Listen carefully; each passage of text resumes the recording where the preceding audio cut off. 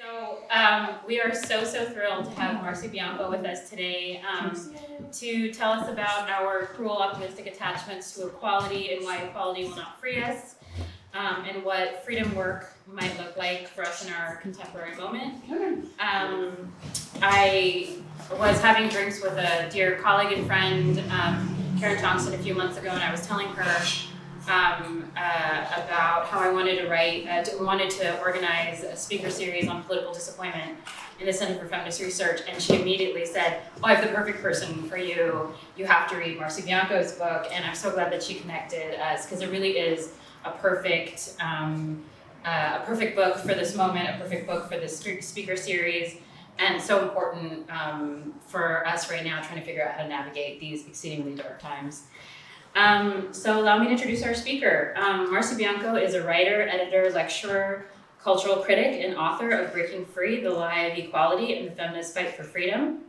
As Shannon Watts writes in a recent interview with Dr. Bianco, Bianco's feminist and cultural critiques have sparked conversations across mainstream and independent media alike, challenging the status quo and uplifting voices that need to be heard. With a pen that cuts through cultural and gender norms, Bianco's work has been featured everywhere from Vanity Fair and CNN to independent platforms like Dame and The Advocate. She serves as the print editor at Stanford Social Innovation Review, shaping conversations that connect global journalists to critical cross-sector and philanthropic ventures. Thank you so much, Marcie. And Thank you. Hey, that's nice. Hi, everyone. Thank you so much for being here today, everyone. I know end of semester is tough, and thank you to my dear friends for showing up, and thank you, Nitu, for inviting me. Thank you, Colton, for helping put this together. Please thank Rebecca Zoebeck, and also Karen Tongson, right? Like, I don't know if anyone's taken a class with Professor Tongson, but like, what a gem. Yes, but you should be. So I would like everyone, just for a minute, to take stock of the world around you and tell me, are we all equal? Like, did anyone wake up today and say, wake up, stretch, and say, I feel equal? Did anyone? Anyone? Okay, great. We, it's not just women, have all been sold equality as the cure to gender violence and oppression. But not only has equality failed to end gender violence, it has failed to realize systemic and social equality. Since almost everyone who is not a cisgender white man is still fighting for basic bodily autonomy in 2025, it is arguable that equality isn't getting the job done. In fact, equality has served as an adept cudgel for conservatives who've relied on the idea to overturn affirmative action, scale back the Voting Rights Act, and espouse that equality begins in the womb to promote the egregious notion of fetal personhood, an oxymoron that's like me referring to all of you as undead corpses. And I just added this today. Please notice my fancy, this animation is for you. First time I've ever done animation. So just yesterday, right, an executive order was released on restoring equality of opportunity and meritocracy, which is a direct tackle in Title IX of the Civil Rights Act of 1964. You can see the language right here. A bedrock principle of the United States is that all citizens are treated equally under the law. This principle guarantees equality of opportunity, not equal outcome, right? It promises that people are treated as individuals, not components of a particular race or group, and encourages meritocracy and a colorblind society, not race or sex-based favoritism. So this was just an executive order from yesterday. So it's very much, equality is very much this cudgel that's being weaponized by conservatives.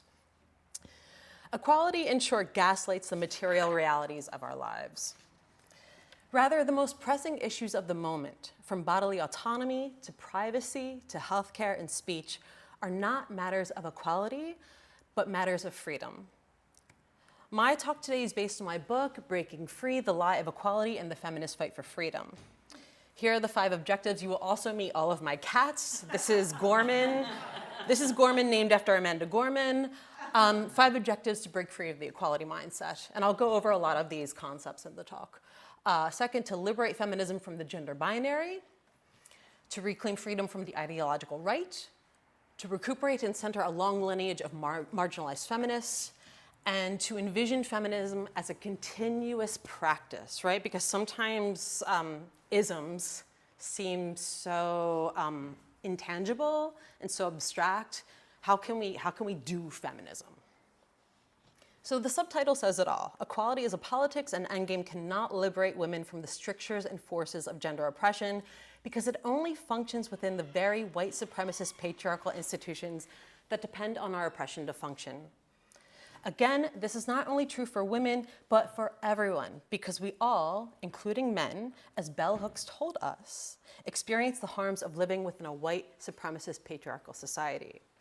She also pointed out, as a critique of equality, since men are not equals in the white supremacist capitalist patriarchal class structure, which men do women want to be equal to? Historically, in the United States, we know how this is played out, which, they've wanted to be equal to the people in power, white men. And so how is that played out in terms of equality feminism? We have seen whose rights and privileges have been won and who have the access to those rights and privileges. Women's liberation cannot be achieved through assimilation into patriarchal institutions. Plenty of radical Black and lesbian feminists have told us this for years. And the current political moment, the unyielding assault on civil rights and the criminalization and imprisonment of people seeking health care and expressing their First Amendment rights, proves the lie of equality. This moment reinforces to us that equality is contingent upon the whims of people in power, from the earliest colonizing enslavers to today's colonizing tech bros. It's a cruel joke because despite various rights, laws, and legal mechanisms from voting rights to equal protection and due process, right, due process today, promises correctives to societal oppression and systemic discrimination, equality remains elusive. Contrary to the belief that our systems are broken, I agree with the writer Ijeoma Olu that our systems are working according to their design, and they are not designed for the freedom and justice for all. I propose a new guiding idea that allows us to build a society on something other than patriarchal values and to cultivate lives not circumscribed by them.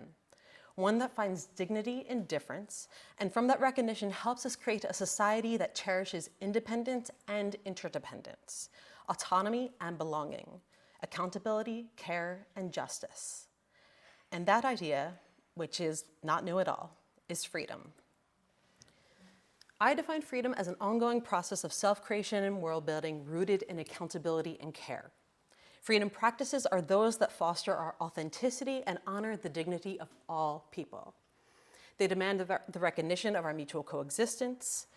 Feminism therefore strives towards collective care by showing people how they can practice freedom in their daily actions and interactions with other people. This feminism is for everyone.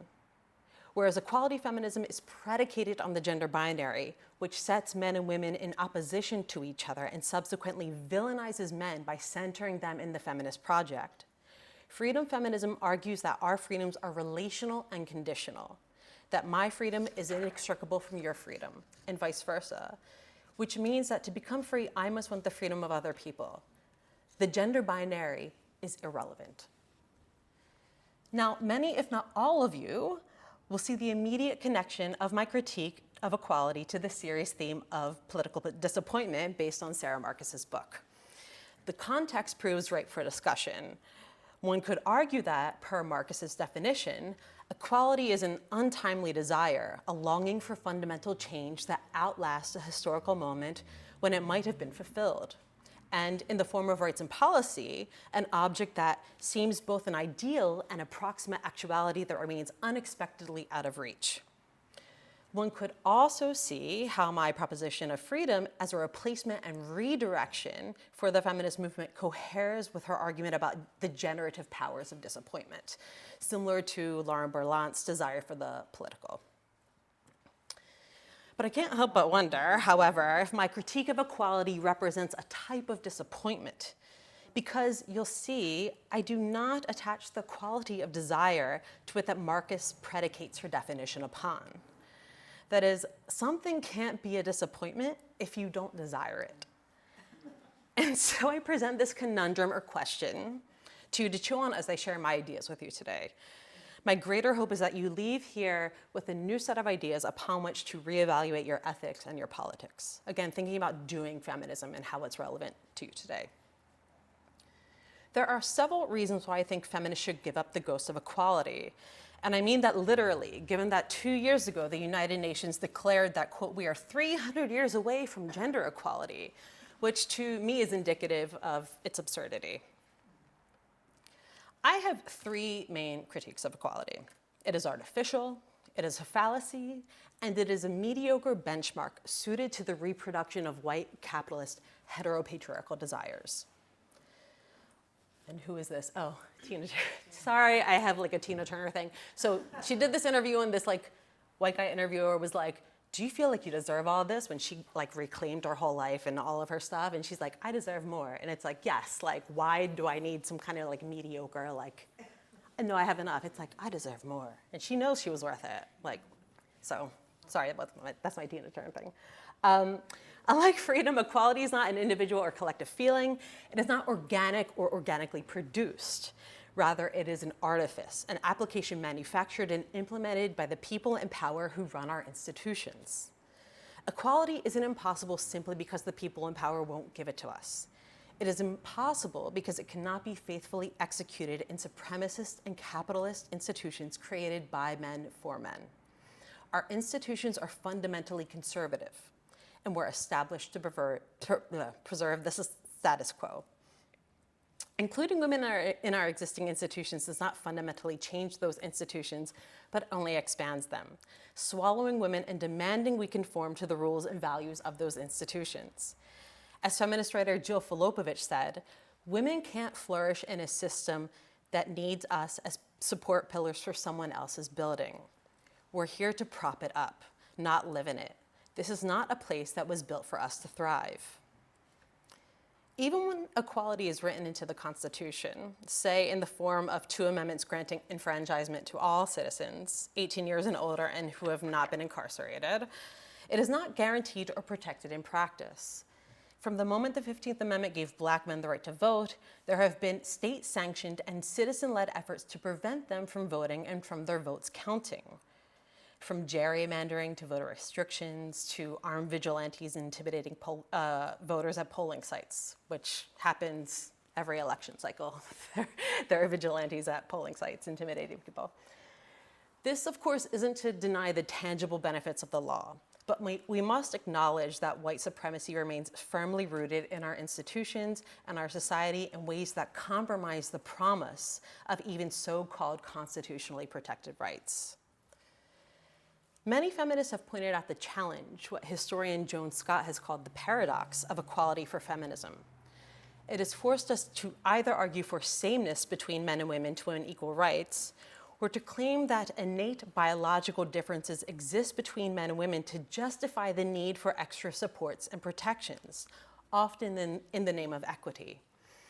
The paradox has produced a kind of agnostic compromise, whereby faith in equality has been secured by loosely conceiving it as a space in which differences between women can be negotiated so that a common ground can be located from which to advocate for equal rights and opportunity. Historically, in the United States, that common ground has been settled as whiteness. The two strategies, one of sameness and the other of difference, sit in opposition to each other. Both rely on the gender binary as the ultimate logic of equality feminism. This binary architecture of equality feminism has largely produced a binary understanding of feminism as a battle between men and women. The irony is that this binary framing has ended up centering men, and more precisely the patriarchy and patriarchal values in the feminist movement.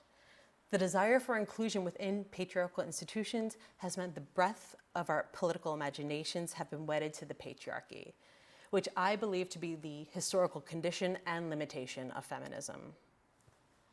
So I'll go through most of these, but mindset, the equality mindset I'll talk about, the politics, equality feminism, right, wanting the same as men. Which men? Historically, white men, because they have all the rights and all the power. The logic is the gender binary, the strategy, sameness and difference, the product, right? Either same rights or extra protections. And the systems change, there is no systems change, it's an expansion of systems. So at most, we're getting a reform. equality cannot be our strategy or our endgame because it does not allow us to imagine a life beyond the patriarchy and its institutions. The pursuit of equality leads to a kind of entrapment that will always confine us to the restraints of the patriarchal institutions in which we live and constrain us into making reactionary choices along a spectrum from complicity to resistance.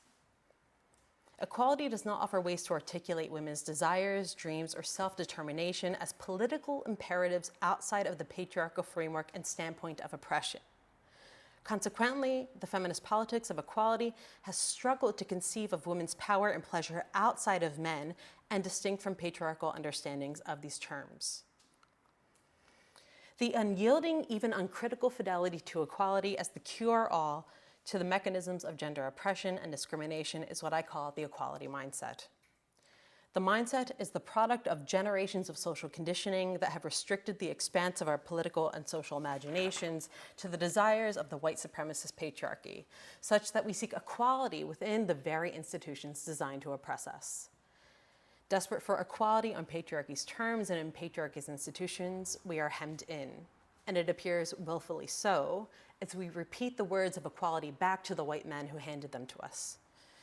The result of this equality mindset is a short-sighted politics that feels so deeply detached from people's needs, especially in light of the increasing number of legislative attacks aimed at eradicating our freedoms, from the freedom to control our bodies, to the freedom to move and cross state lines in search of healthcare, to our freedom to speak out against genocide and apartheid. From a political strategy standpoint, the equality mindset configures women's power from a place of oppression. Feminists have adopted the hierarchical opposition of man above woman, as feminist philosopher Luce Irigaray would call it A and not A, that was the binary she used, as the ideological structure of the movement. The gender binary is the foundation upon which women have leveraged their second sex status as a political imperative. This logic is the reason why some self-identified feminists, even though I myself would not call them feminist, remain so passionately wedded to the gender binary. They believe that without it, not only would feminism have no political standing, but also that the category of woman would cease to exist, right? Which is a paranoid belief that has been legitimized both in traditional media, but also in social media in recent years, right? Which is clearly ridiculous because, like, who is tweeting, who is posting on, if you've been erased, like, who is doing all this work on your social media feeds, right? And who's appearing in the studio, you know, on these TV, I mean, it's just ludicrous. The systemic design of equality has produced the chasm we feel between equality in theory and equality in practice. The late lesbian feminist Urvashi Vaught referred to the differential as virtual equality. In my book, I call it performative equality, but even going back to the executive order that was just released yesterday, right? Equality exists in the law, therefore it is true, right? Equality in theory and equality in practice are two very, very different things, right? Nobody said, I woke up feeling equal today, because again, who'd you wake up feeling equal to? You know, it's not a real thing.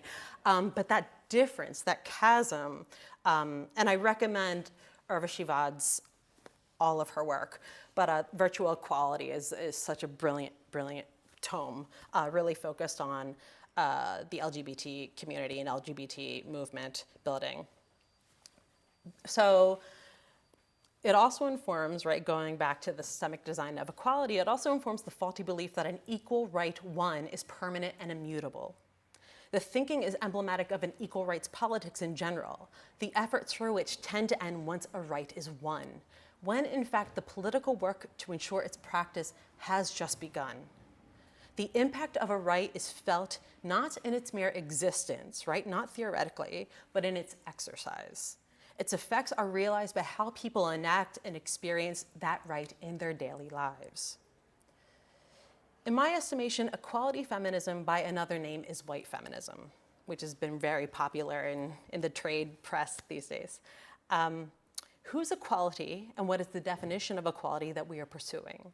And who has received those rights and advantages? True to its existence as an artifice, equality has yielded the most lucrative and measurable gains literally within the modalities of capitalism, right? From credit card access to representations of positions in power, right? How many women are in the C-suite, right? This imaginary C-suite that exists. How many women? Let's count them. But are we satisfied with the existing capitalist system, an America racist, extractive, and exploitative by design? To think about it otherwise, right? And to think about it in your personal lives, money is a value system. Budgets are moral documents, even each of your own if you have them, right? I'm 44, I'm just creating my own budget. They're moral documents. You decide, right? What are your values and where are you going to invest your capital? So if they're moral documents, why are our tax dollars in the United States going to fund genocide? Why hasn't our government endeavored to create a federal budget designed for our care? Right? Per Nancy Fraser, who I know some of you have read this semester, capitalism needs the care economy, and specifically social reproduction, to exist in order to function, but its functions undermine the care economy. We're all burnt out. We can't afford care. We're always in the office or always working. It's too much. Not all feminists, of course, have advocated for equality. Black and radical feminists have, in particular, called out equality as a principle of sameness that relies on the erasure of our differences and a centering of whiteness in patriarchal values. For example, in her 1973 book, Lesbian Nation, Jill Johnston called out the mainstream feminist movement for being, quote, directed toward bigger and better participation in male privilege through equality in his system, right? Equality in his system. Freedom is not new to feminism, nor to US social movements. For more than 150 years, Black, brown, and queer feminists have championed freedom, only to be excluded by the mainstream white feminists who religiously dedicated their efforts to equality. These freedom feminists learned from and were inspired by those fighting for Black liberation, the freedom fighters of slavery abolition in the 19th century and those of civil rights in the 20th. Distinct from their predecessors and rooted in more radical traditions today, the freedom fighters do not want a seat at the proverbial table. They know their freedoms are not won through inclusion in white supremacist institutions, but through creativity and collective power. I think also around a lot of ideas of solidarity and building solidarity movements is what we're seeing, and mutual aid, right? I think there's a lot of mutual aid work that is providing that kind of care work that we need. Feminist scholar Linda Zurelli has asked us, what if instead of thinking about and practicing feminism under the banner of equality or difference, or both, we thought about and practiced feminism under the banner of freedom? In my book, I have taken up this call to propose that freedom is the idea we need to revitalize feminism and cultivate more dignified, caring, and joyful lives.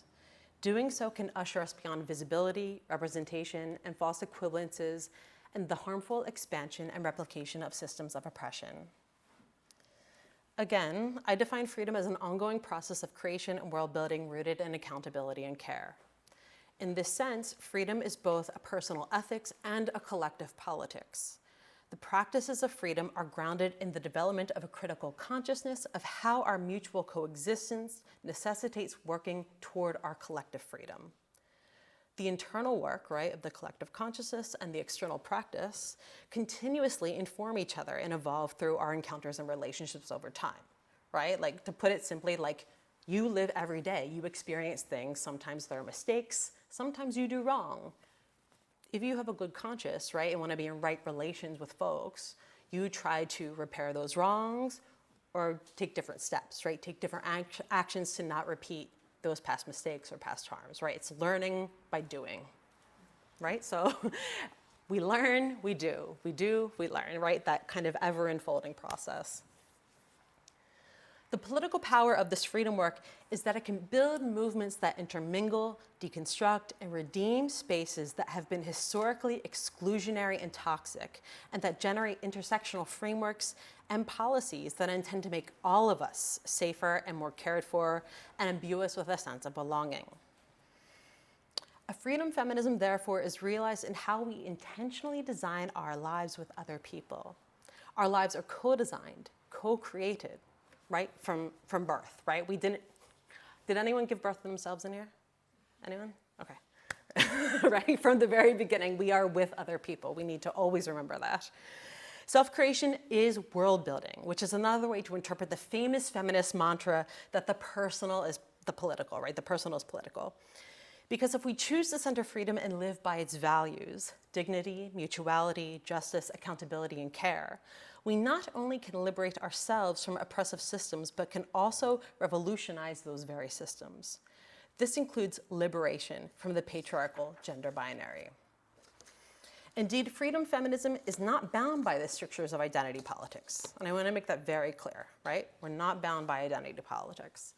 Our identities do not and should not prevent us from doing the work of freeing other people, which, according to Toni Morrison, is the very function of freedom. So a freedom feminism is not contingent upon identities or the kind of reductive identity politics relied upon by equality feminism.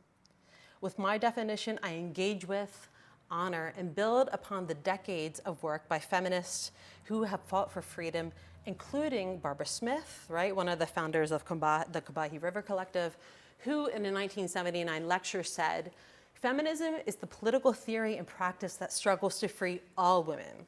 Women of color, working class women, poor women, disabled women, lesbians, old women, as well as white, economically privileged, heterosexual women.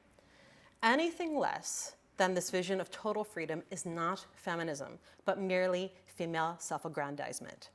And I have to laugh because, I currently reside in Silicon Valley, home of lean-in feminism, which, talk about self-aggrandizement, right? Freedom is fundamentally a collective endeavor. The horizon of my freedom is not limited by yours, but broadened by it. Crucial idea, right? Not limited by yours, but broadened by it. And feminists must challenge any rhetoric about freedom that suggests otherwise. To that note, and just on that last sentence, some of you might thinking that nothing, including freedom, escapes white supremacy and capitalism. And that when you hear the word freedom, as I heard a bit today in Professor Javine's class, bandied about in defense of hate speech and rabid assertions about the right to bear arms in public or should not wear a mask during a global pandemic, you understand it to be a tool of white supremacy, right? A lot of these conservative nonprofits, organizations, even our elected officials use the word freedom, right? So clearly, this seems to be very supremacist. So I want to say, you're not wrong, right? You're not wrong. I'm not trying to gaslight you.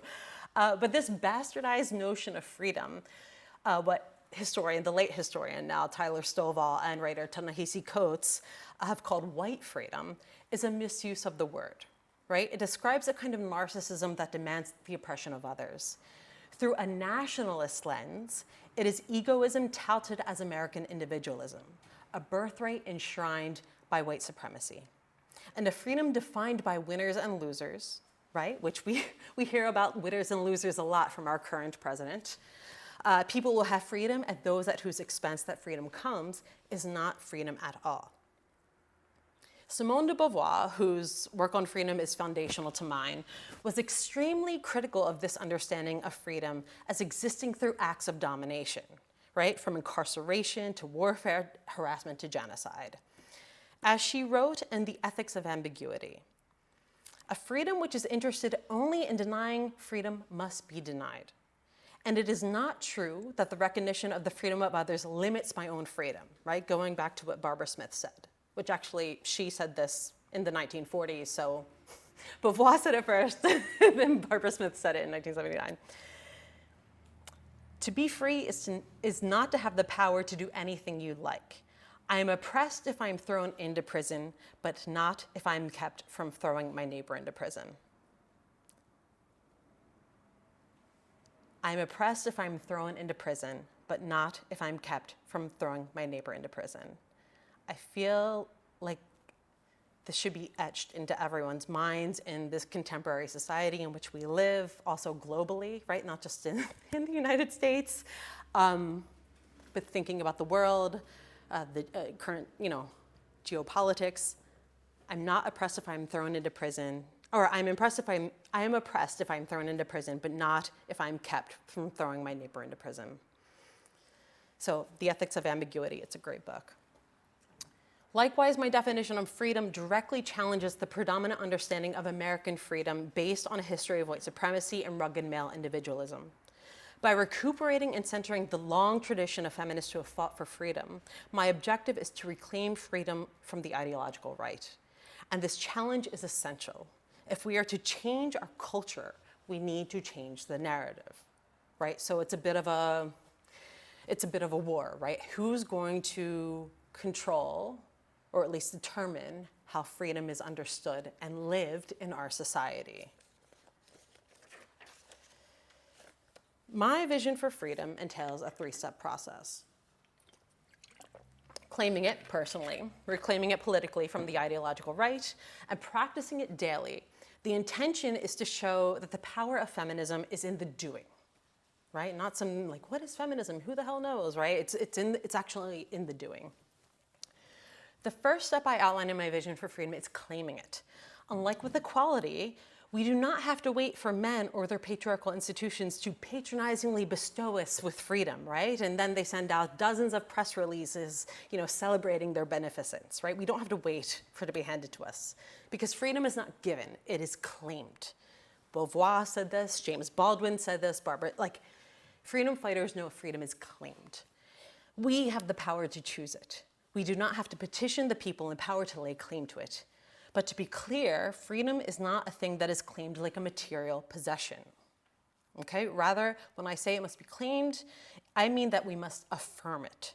Whereas equality is imposed externally by institutions, freedom is a felt and shared experience created through our active doing.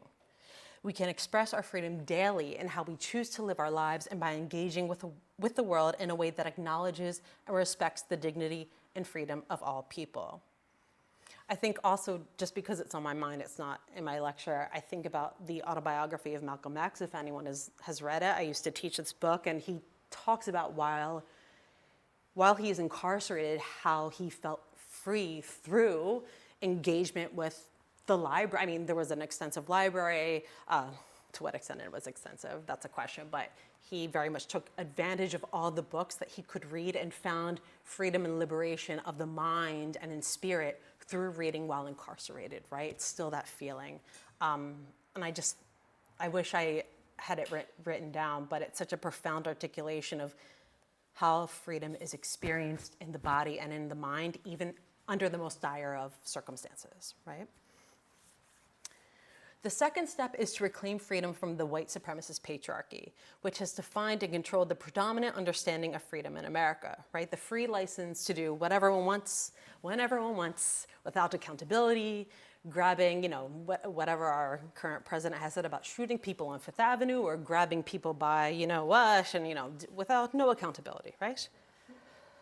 We can begin this effort by learning from and building upon the decades of feminists whose ideas and activism have shown us that freedom is not realized through the domination and oppression of others, but through mutual relationships. That my freedom is inextricable from your freedom and vice versa means that to become free, I must want the freedom of other people. Right? Freedom, as Beauvoir said, again, is always situated, which is why our freedoms are never equal. We are not born equally, we do not live equally, and we certainly in this country do not die equally. Right? We are not born with the same amount of freedom or equal resources to cultivate it. Rather, she contended that our lives are situated by our personal histories, socioeconomic conditions, and even cultural and political context, right? If you travel outside the United States or have spent time outside the United States, you know that things like gender and race mean different things in different cultural contexts, right? Our lives are situated. And it is from this unique situatedness that our freedom work begins. Beauvoir asserted that through our encounters and relationships, we can surpass the limits of our freedom. We need other people to be free. In various writings, she explained that freedom, this kind of surpassing the limitation of our situatedness, right? Our situated freedom is only possible when we understand freedom as a collective endeavor. It's not an individual enterprise, which is how it's been sold in the United States, right? I'm gonna own a gun, shoot things up, right? It's all about individual enterprise, even through a capitalist framework, right? Individual enterprise. That's not freedom, right? This kind of notion of a free market capitalism, which a free market doesn't even exist. that's not the freedom that she or other feminists have espoused. Beauvoir's impact was far-reaching. Take, for example, the lesbian feminist poet, author, and activist Audre Lorde, who wrote in A Burst of Light, Simone de Beauvoir's words echo in my head, and then she quotes Beauvoir. It is in the recognition of the genuine conditions of our lives that we gain the strength to act and our motivation for change. From this recognition, Lorde understood that, quote, I am not free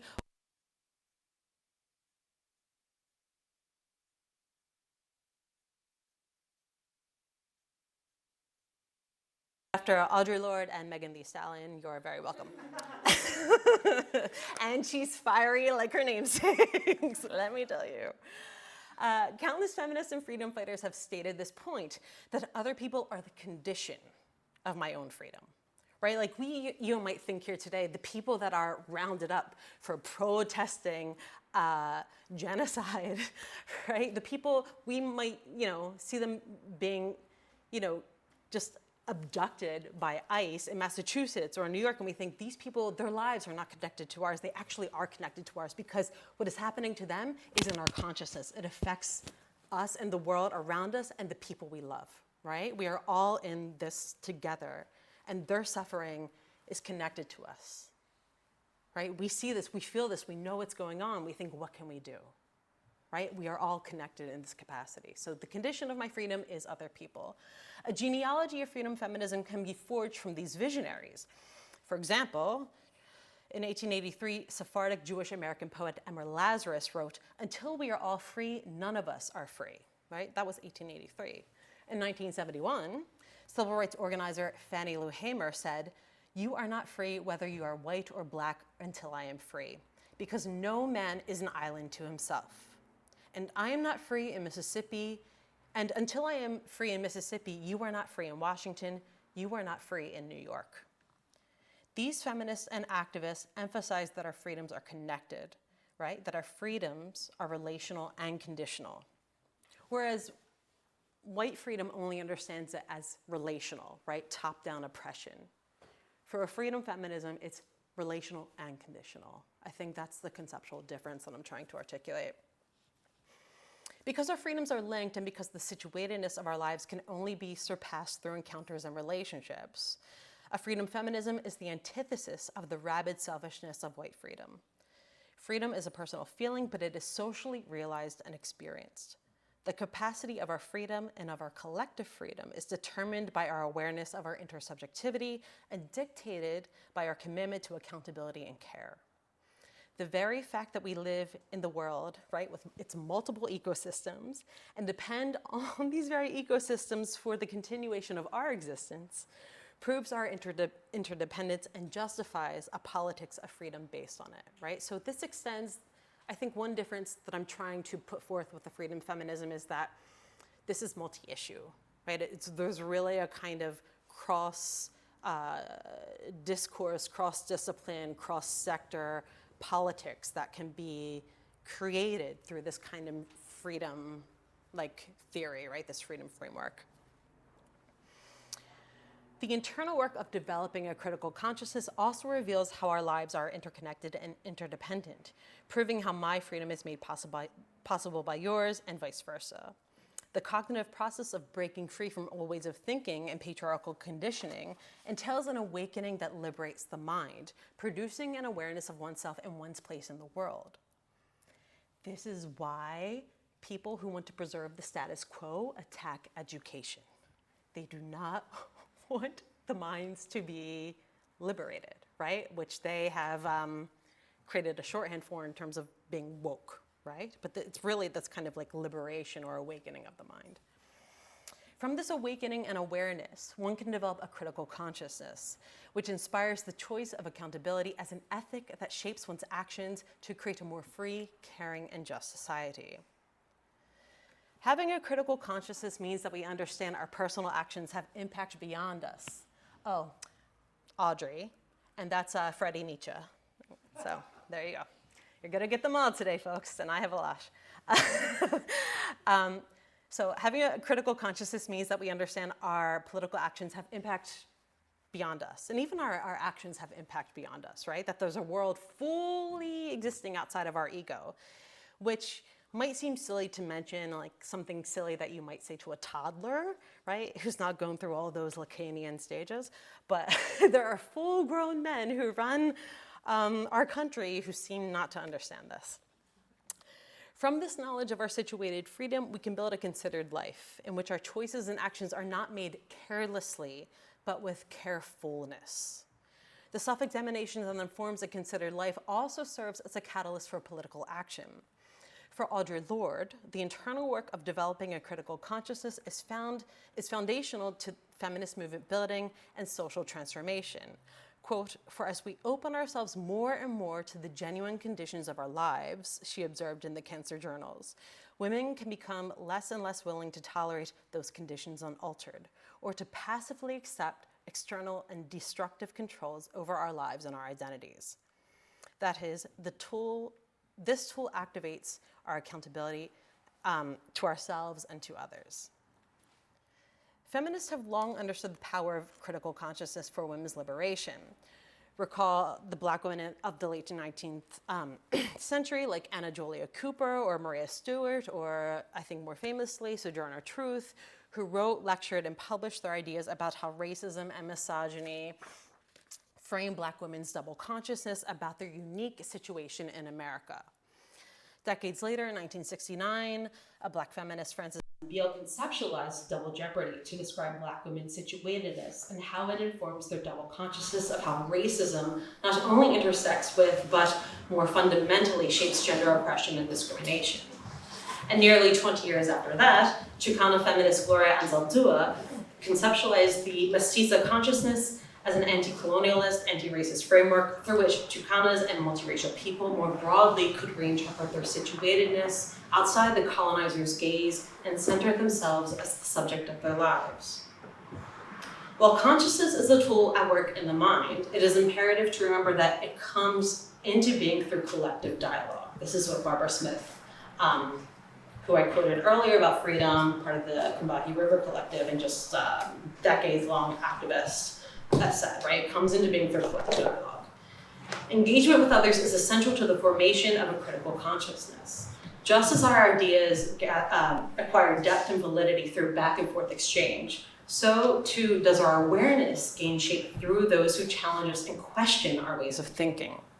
Consciousness building is a continuously evolving and regularly negotiating practice.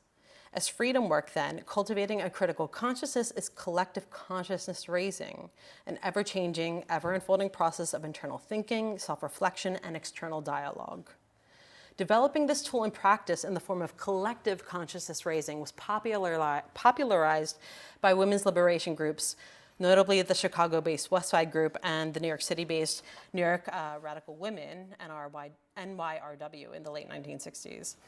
The term consciousness raising, attributed to NYRW member Kathy Sarachild, refers to the practice of women collectively identifying patterns of shared experience, say about consent during sex or lack thereof, sexual pleasure and orgasm or lack thereof, and domestic labor. These patterns that they identified then served as source material for analyses about gender discrimination and oppression, from which these women could then build theories of change and strategize plans of action to fight against misogyny. A critical consciousness makes accountability a possible and even a desirable practice of awareness of how our choices and actions affect others and of how our choices and actions are socially conditioned and situated. To hold oneself accountable is not just a momentary or reactionary decision, but an intentional choice, a guiding ethic and practice. Accountability entails taking ownership of our actions and holding ourselves responsible for their impact, which includes repairing any harm resulting from them. Practicing accountability takes time because it takes time to learn why, how, and to whom you've caused harm, to make amends and repair that harm, and to unlearn behaviors and recalibrate your mindset to prevent further harm. This requires commitment, sustained effort, self-reflection, and engagement with people who support and foster your growth. Nurturing this accountability in the spirit of creating a culture of accountability is the opposite of shunning or silencing people. Accountability is a form of care. It is the choice to take care when making decisions and taking action. It is the key to establishing the trust necessary to deepen relationships. And at the same time, relationships make accountability work possible. Different accountability frameworks exist that pertain to types and scales of relationships. Writer and organizer Piper Anderson, for example, has proposed 3 types of accountability based on a scale of engagement. Self-accountability, or the personal choice to hold oneself responsible for one's choices and actions. Mutual accountability, which consists of a shared agenda within specific relationships. And mutual accountability. Self-accountability, mutual accountability, and collective accountability, community accountability, which is the broader cultivation of community values and norms. For the activist organization Incite, Women of Color Against Violence, community accountability involves a variety of practices, including developing sustainable strategies to address community members' abusive behaviors and creating a process for them to account for their actions and transform their behavior. What is crucial for any form of accountability work is that the guidelines be proactively rather than reactively established. I think this is even true of like your personal relationships, right? If you're like a sexual relationship, right? Like you don't establish your guidelines after the fact, like, hey, we're monogamous, right? You kind of want to like figure out your proactive accountability guidelines before you spend like 10 months with someone, FYI. When accountability becomes part of a culture, people feel supported. They are more willing to be open and vulnerable with each other, and they feel encouraged to help and care for each other. A culture of accountability is possible when people feel safe, which is a significant objective of accountability work. Accountability, again, repairs and rebuilds. In contrast, punishment, which is often the consequence of justice within an gender equality framework, inflicts harm and isolates, right? So when we think about in America, we haven't really built an accountability culture. Instead, we have a punishment culture, which is articulated to us as a culture of justice. When we think about how is justice exacted in this country, it is through what? The criminal justice system, which even in language itself proves how problematic, right? And kind of fundamentally uncaring and unjust the system is, if you have to call it criminal justice. Like, talk about due process and even the naming of that. I mean, really. The difference between accountability and punishment has to do with relationships, as Piper Anderson explained. Punishment breaks a relationship. It is rooted in isolation, shame, and disconnection. Accountability, by contrast, requires communication, negotiation of needs, the opportunity to repair harm, and the chance to prove that we can change and be worthy of trust again. The liberatory tool of a critical consciousness is essential to the freedom practice of self-creation. I define self-creation as a version of self-determination that elevates aesthetics as the constitutive element of our becoming, of how we design and give meaning to our lives. The process centers creativity as a driving force in manifesting our authenticity and imbuing our life with meaning. As Beauvoir explained in The Second Sex, women's historical conditioning is our historical conundrum within the larger feminist project. How can women liberate their minds such that while we don't control the conditions in which we live necessarily, we can still choose how to live the choices we make within those conditions, right? How can you feel okay with the choices you make within your specific situatedness in society? How does woman make herself, right, for herself in a way that's not for the patriarchal father figure? How can she make herself as the ultimate referent of her life? How does she exist, again, for herself in a way that puts her first? Because, as RuPaul told us, you can't love or take care of others if you don't love or take care of yourself first, right? For Beauvoir, women awakening to their patriarchal social conditioning is a type of liberation. And it is from this liberated state, she contended, that women's freedom can flourish because they can begin to design their lives. If not on their own terms, then at the very least with an awareness of how the patriarchy enforces sexist scripts and stereotypes. Right? So like we all know we live in certain cultures and we purchase material items that are available to us that have been, right? Like we all understand, but within these conditions, how can we express who we are? One way to better understand Beauvoir's argument in The Second Sex is to reveal the source of its most famous sentence, right? One is not born, but rather becomes a woman. This sentence was adapted from the philosopher Alfred Foy's, one is not born, but rather becomes free. The source material is enlightening because it establishes a critical connection between freedom and self-creation. Beauvoir held a steadfast belief that the meaning we find in our life comes from our freedom to choose how we live it, including the choice of how to become and live as a woman, if we so choose. My concept of self-creation is inspired by Black feminists like Patricia Hill Collins, Bell Hooks, and Audre Lorde, who have theorized the importance of self-determination as a direct response to Black women's long-denied human dignity and bodily autonomy. Black self-determination, Hooks wrote in Killing Rage, Ending Racism, is how African Americans across class create radical liberatory subjectivity, even as we continue to live within a white supremacist capitalist patriarchal society. This creation is a collective process, she explained, by which we learn to radicalize our thinking and habits of being in ways that enhance the quality of our lives despite racist domination, so that we live lives of sustained well-being. And you see this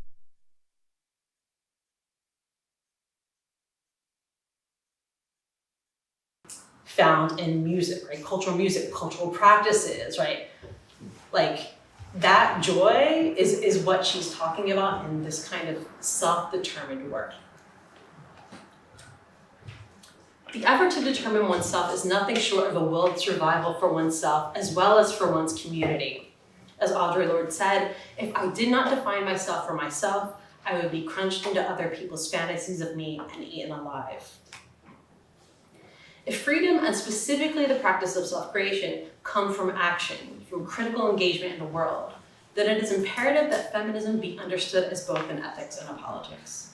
Ethics are how we create, design, and cobble together our lives based on our specific material conditions, right? From economic status, to place of residence, to ability status, to education. And ethics is not a morality that prescribes our actions. Rather, the process is dynamic and unfolding. The values you live by emerge from how you act and with whom you interact, right? Who do you choose to keep in your life, right? Who do you choose to be in your life, to share your life with, and why, right? Your ethics can be affirmed, they can be challenged, or they can be negated over time, right? They guide us, but they are not inflexible. So, I think everyone, I myself, right? 20 years ago, I believed certain things, and maybe they have changed, right? Like, our ethics change, our values can change and shift. We express our freedom through our ethics, through how we live in the world, stylize our lives, and engage with others. The word stylize here is deliberate, in reference to the materialist philosophers who have referred to ethics as a kind of self-stylization or self-fashioning. Think about the creative flourishes and personal touches that make you feel like you and communicate who you are to the world. From the way you cut and style your hair, to how you speak, to how you even edit your social media posts, right? Your photos, right? Like, what filters are you using, right? This is all stylization.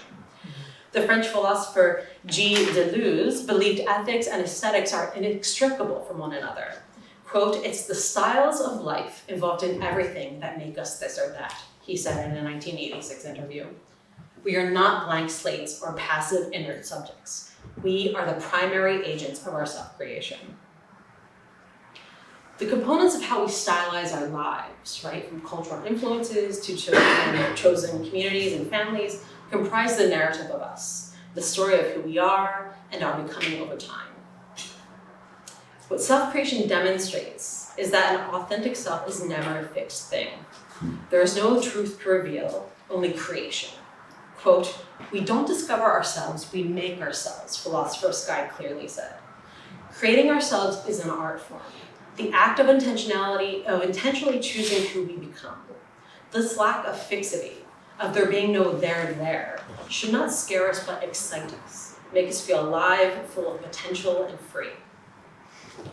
Understanding freedom as an ethics allows us to feel that freedom is in our grasp if we claim it. The practices we cultivate reveal the power we have in our choices and actions, and as such, in our ability to find meaning in our existence.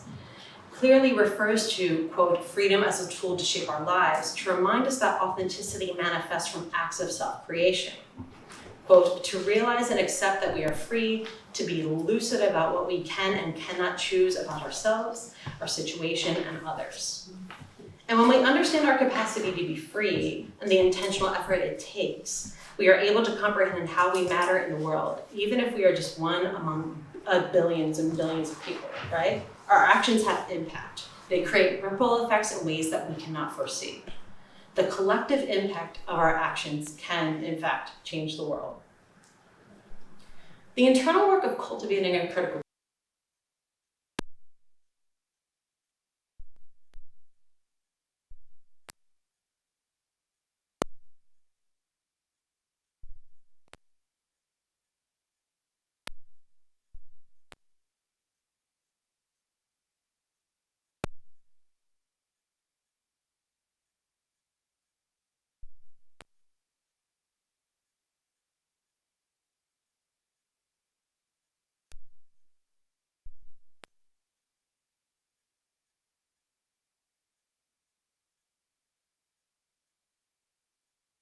Crucial to this practice is inverting our understanding of space related to movement, right? And I'm thinking about it now in terms of movement building. This is an idea I want to preface that I've learned from the philosopher Henri Bergson, who is a brilliant philosopher who's been absolutely sidelined, that everyone should read, and Elizabeth Grosz, feminist philosopher Elizabeth Grosz. Our movement makes space, not vice versa, or not the inversion, right? It's our movement makes space. And how we move, the intention with which we move, creates the meaning of space. So the example I talk about in my book is a church, right? You can have a building, but what makes it a religious space? The rituals, the songs, right? The community gathered for specific reasons. That energy, those motivations, right? That mission, that makes it a space of, religious community, religious feeling, right? We are making this space. This is a very particular space that we are making. This is not, an executive board meeting on, about the fossil fuel industry, right? We have made a very different space here today. That's the kind of creating of space that I'm talking about in terms of movement. The freedom to move is about more than just individual mobility and access. I want to make clear. It's about the ability to create movements, deliberate, constructive actions that catalyze and generate new relationships, alliances, collaborations, and coalitions that can do the work of changing our institutions and changing our society through centering freedom ethics of care and accountability. And understanding that our freedoms are interdependent and interconnected, it means that we do not live as bystanders in the face of oppression and injustice, right? In my book in particular, I talk about the opposite for me of being a bystander is being a citizen of the world, which is what we don't really talk about much, I think, but I would love there to be more discussion around how do we get involved in the world that we live in, right? If someone is suffering who you don't know, but you encounter them walking down the street, how can you help them, right? How can you be a part of ending their suffering? Reorienting feminism toward freedom begins on the individual level, within oneself, and then extending interpersonally. Human connection is the fundamental linkage between the personal and the political. Focusing on the interpersonal level allows us to rethink, as Bell Hooks asked of us, the types of bonds underlying the feminist movement. Cleaving to the gender binary, right, so to it rather than from it, because cleaving is one of those great words that has a double meaning, right? You can separate it, right? Okay. Cleaving to the gender binary has resulted in a feminism built on relationships with, to quote Hooks, the basis for bonding is shared victimization. So this is what she said in Feminist Theory. This concept of bonding directly reflects male supremacist thinking. Sexist ideology teaches women that to be female is to be a victim. So Bell Hooks in Feminist Theory. White women's tears perform this ideology, as Ruby Hamad deftly explained in White Tears, Brown Scars.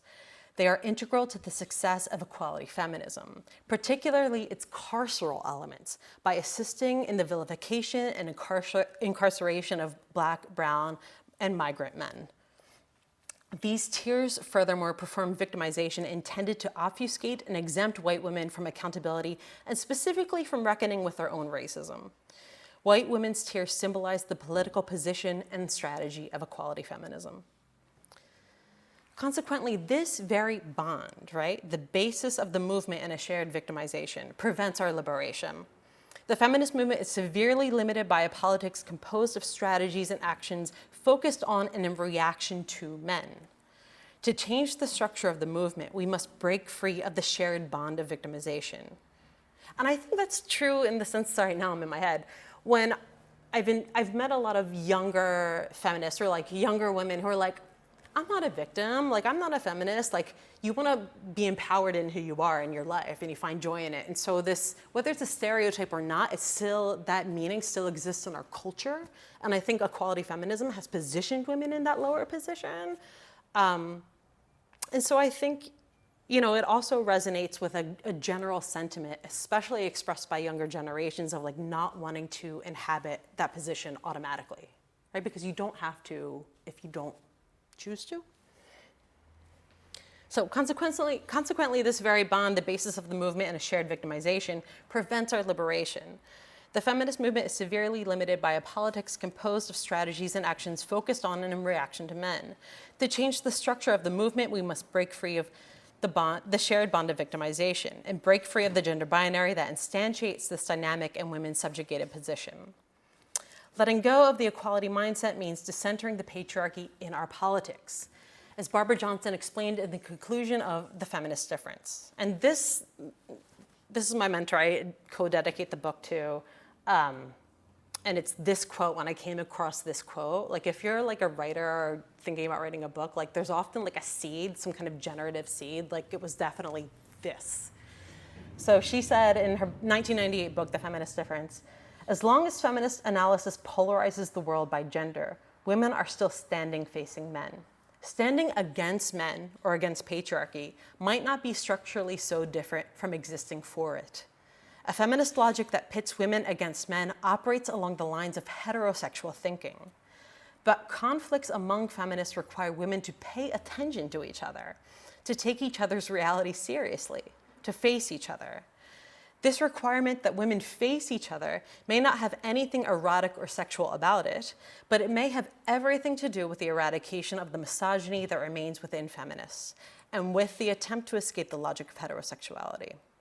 It places difference among women rather than exclusively between the sexes. Of course, patriarchy has always played women off against each other and manipulated differences among women for its own purposes. Nevertheless, feminists have to take the risk of confronting and negotiating differences among each other if we are ever to transform such differences into positive rather than negative forces in women's lives. That equality feminism has relied upon the gender binary has forced us to claim our secondary sex status as an ethical and political position.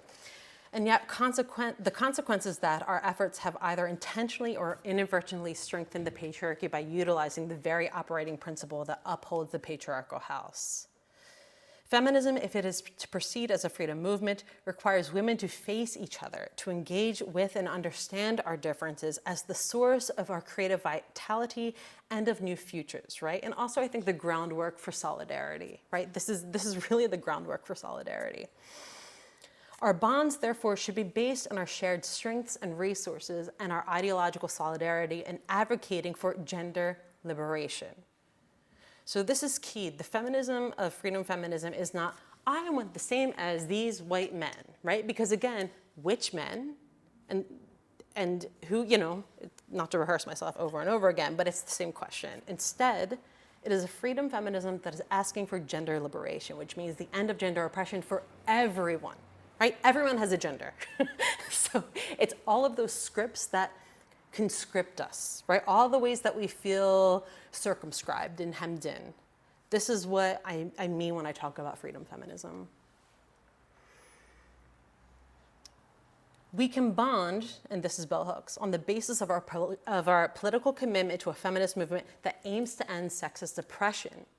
Given such a commitment, our energies would not or should not be concentrated on the issue of equality with men or solely on the struggle to resist male domination. This was bell hooks' feminist theory written 30, 40 years ago. So again, there's a long lineage. How am I doing for time? Am I okay? Okay. Just a few more pages. Our shared strength is our power, yet feminism's longstanding problem with power, I think, is a consequence of its commitment to equality, right? We have to advocate from this lower second sex position. Power has been seen as the enemy of feminism, something to be abhorred, challenged, dismantled, or at best something to be shared more equally, a thing that can be divided in different ways, feminist philosopher Elizabeth Gross asserted. Power is not an enemy of feminism, but its ally. The goal of feminism is no longer the dismantling of power or its equal distribution, which frankly is impossible. For power must be understood as that which administers, regulates, enables, as well as disqualifies and subordinates, limits, and contains. If feminists believe that their goal is to abandon power, then they have already lost in a game from which they cannot withdraw. Feminism must aim at the reordering of power and not its elimination, at the expedient use of power and its infinite capacities for transformation and rewriting its fundamentally open-ended character. Instead of assuming the patriarchal definition of power and then wanting to smash it, right? Smash the patriarchy or avoid it entirely, feminists need to decouple power from the patriarchy. Power is not inherently good or evil. Its value and valence depend on how it is accessed, harnessed, and deployed. As writer Mona Eltahawy asserted in The Seven Deadly Sins, quote, "We must define power in a way that liberates us from patriarchy's hierarchies. We must imagine a world we want to live in and redefine what power is, what a powerful woman looks like, and how power can be used to subvert rather than uphold the patriarchy. But power," she added, "must be more than doing what men do or being what men can be," right? Moving outside of this equality mindset. I don't want to be something simply because a man can be that thing. Men are not my yardstick. If men themselves are not free of the ravages of racism, capitalism, and other forms of oppression, it is not enough to say I want to be equal to them. Equal to the ways they themselves are victimized by the patriarchy? No thanks, I want to be free. And you can tell, right, her influences. Mona had, when she was alive, when bell hooks was alive, had a deep relationship with bell hooks. So you can see lineages, right, just in language alone, come out in the language that people are using.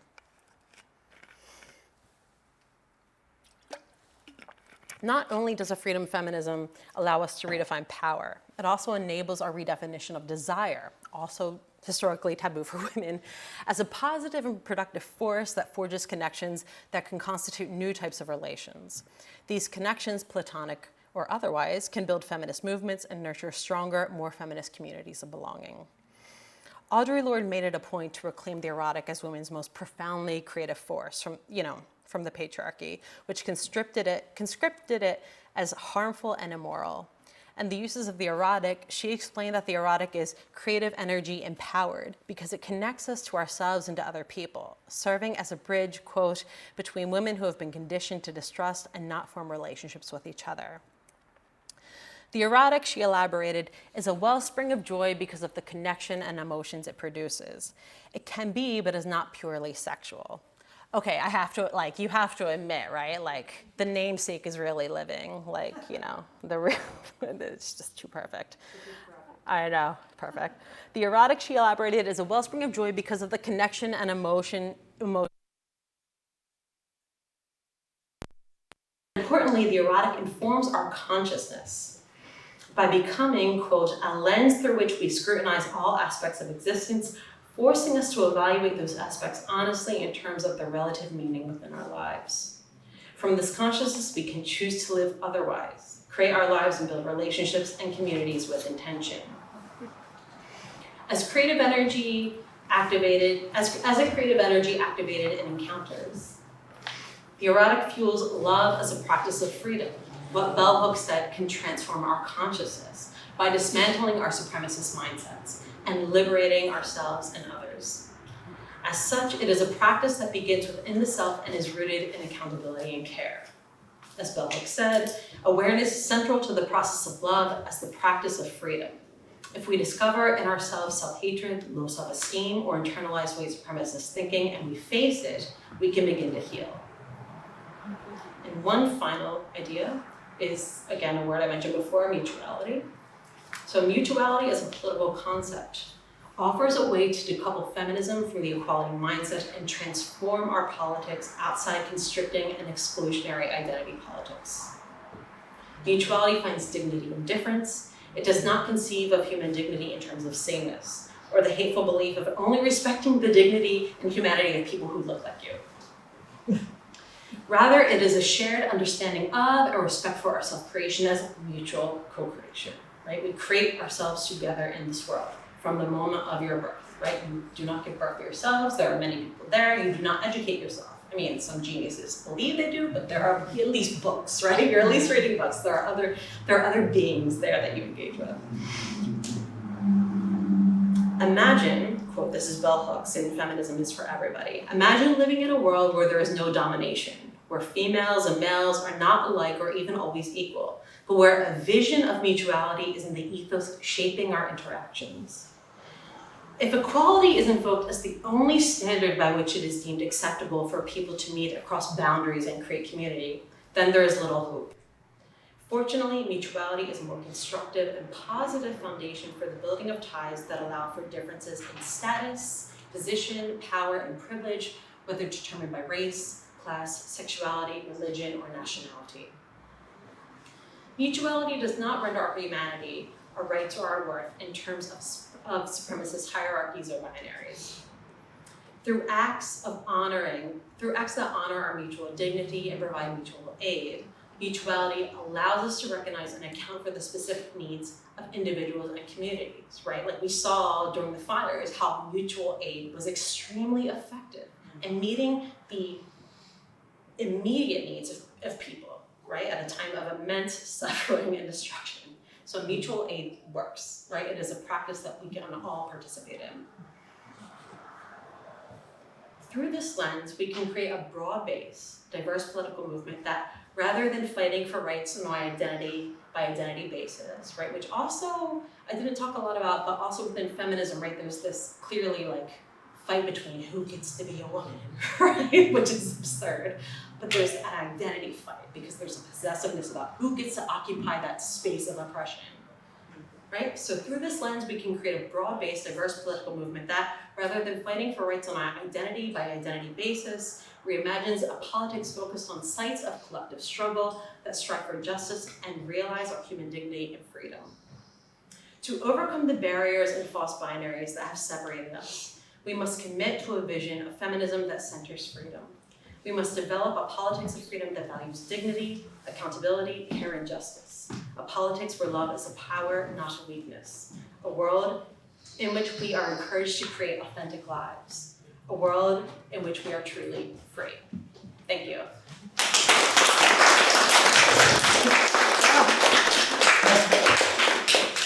I was wondering where Simone was. There she is. That's Simone de Beauvoir, if you didn't. Thank you for that amazing song. We have a few minutes for questions or comments. Yes. There's so many great ideas, Marcie, and of course I have read your book and interviewed you about this, and then subsequently written about it. So I have had time to coalesce some of your ideas. When we are in this time of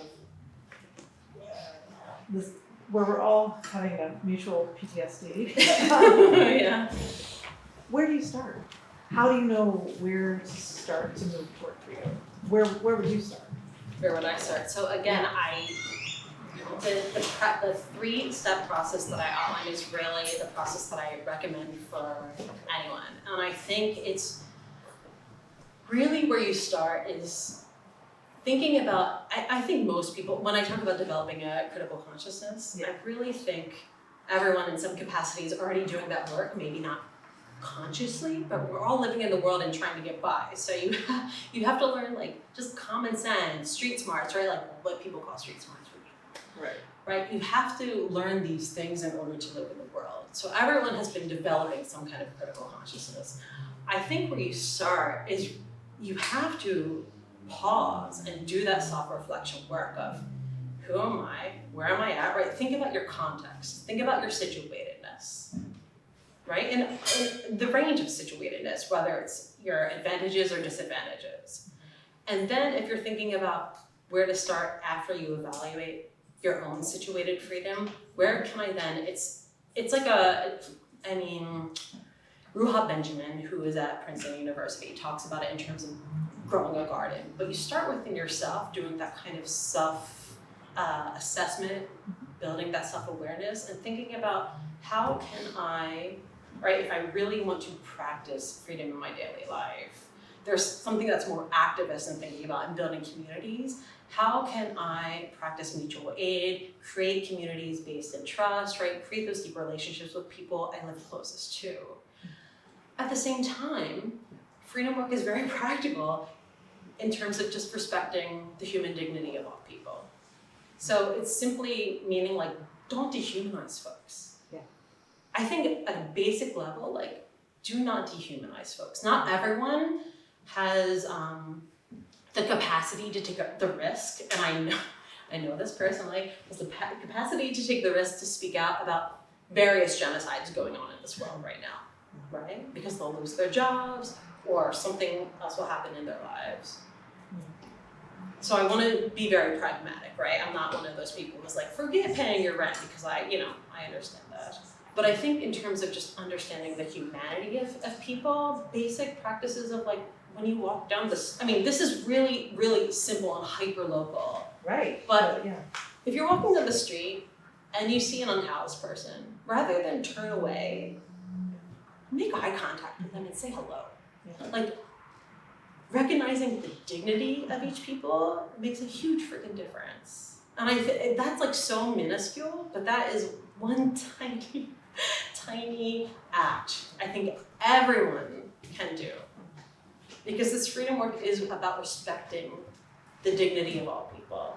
And what you do then depends on, I think, your own interests, your own situatedness in terms of like risk-taking capacity, right? It just depends. Like, you work in media, there are different things that you can do within your capacity, right? Like students, depending on your own socioeconomic conditions, your own nationality status, right? Your own like citizenship status, you can take different risks. We all have to weigh what we can do. I think regardless, everyone can respect the human dignity of all people.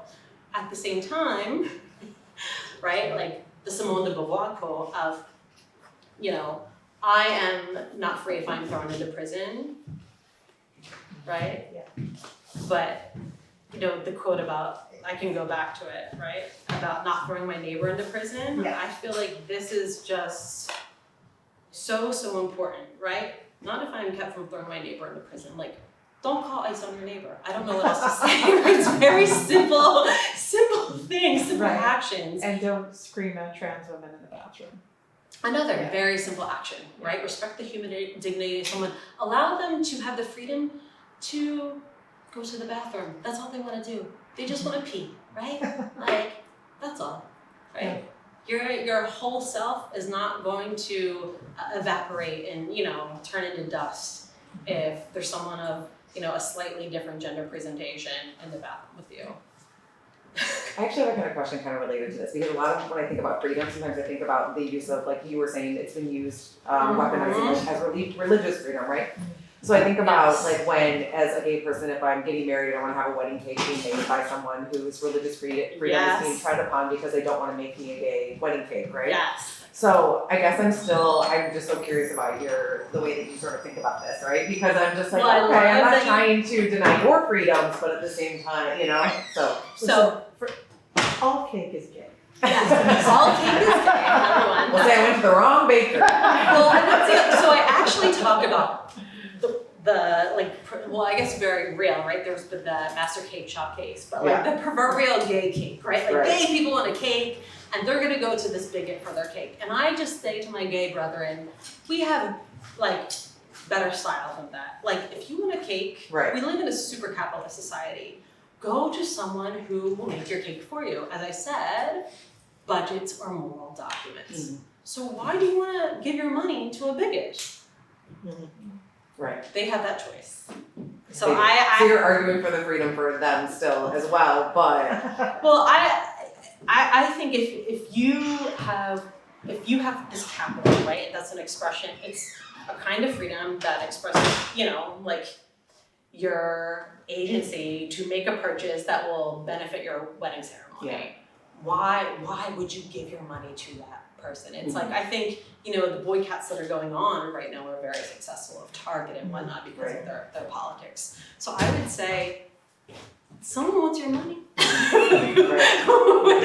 live in a global capitalist world. Like, put your money somewhere else. Mm-hmm. And maybe there can be a larger boycott resulting from that affects that person's business. Mm-hmm.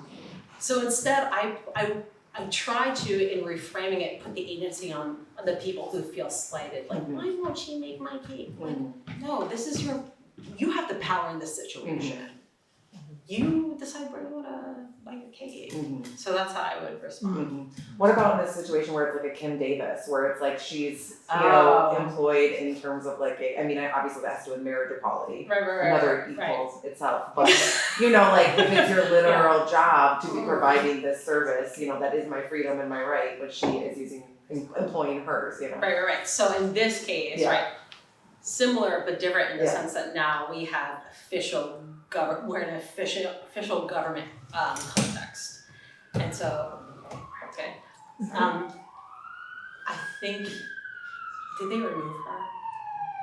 Oh, Kim Davis, yeah. I think, but she's made comebacks, Yeah, she's made comebacks. I think she wasn't there are many different factors, like she was not doing her actual job.